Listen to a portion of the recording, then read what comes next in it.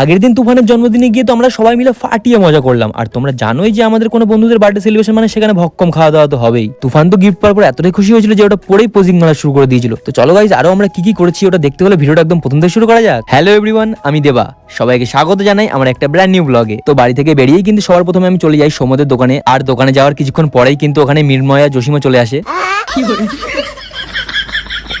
আর জসিম এদিকে খালি গায়ে হয়ে জিভ বার করে দেখাচ্ছিল যে ওর অনেক পুষ্টির অভাব আছে। প্রথমে তো জসিম খালি গায়ে হয়ে খুব ভাব মাছিল যে ওর ঠান্ডা মান্ডা একদম লাগে না। তারপর যখন বললাম ভাই একটু বাইকটা চালা, তখন বলছে না ভাই আমার খুব ঠান্ডা লাগছে, তুই চালা।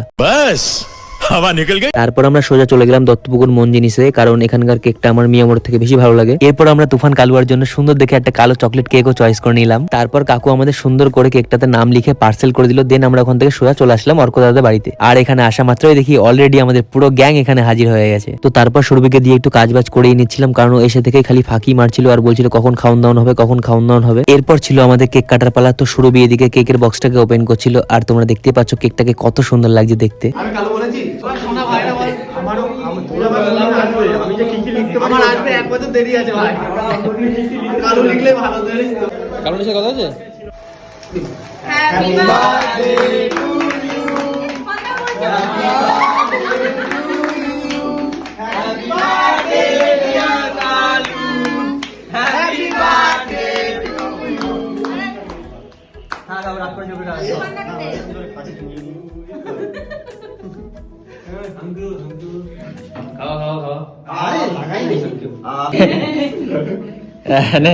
খাওয়া খাওয়া কাকে খাবি খাওয়া তাই কাট।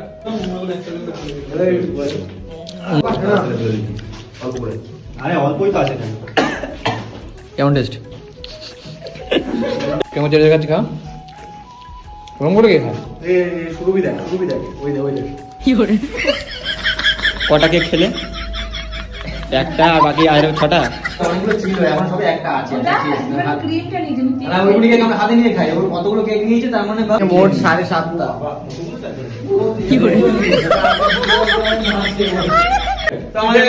আমাদের সভাপতি তুলে দিচ্ছে আমাদের অ্যাওয়ার্ডটা তোমার হাতে।